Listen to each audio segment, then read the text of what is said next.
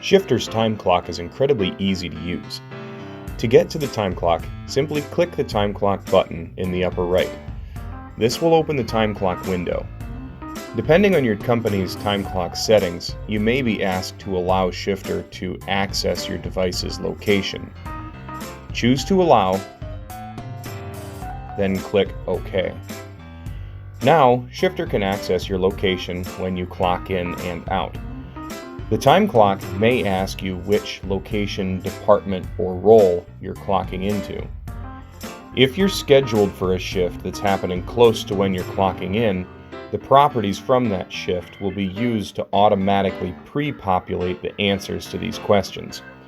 Then you can clock in by clicking the green Clock In button. When we close the time clock window, you can clearly see an orange glow around the time clock button and the words Clocked In. This clearly indicates that you are, in fact, currently clocked in.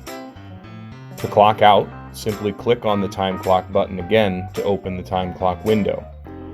You're shown some information about the clock in, including when you clocked in, as well as any associated shift information. Here, I can see that I'm clocked into this listed shift. If you need to add any notes about this shift, you can do so now.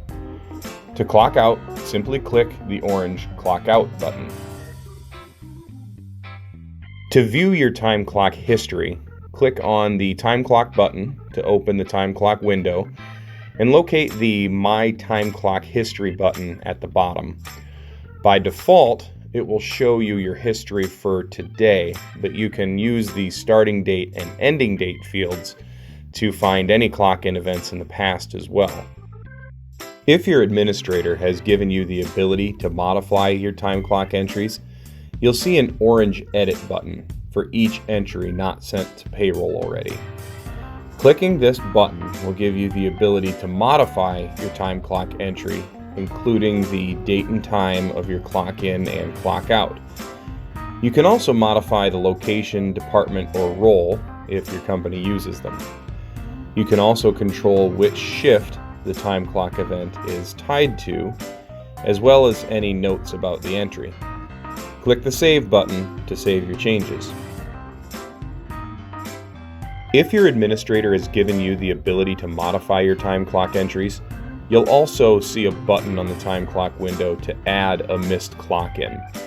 Just like editing a previous time clock event, you can supply all of the information for the event, including tying the time clock event to a shift. When you've made your changes, you can click the Save button.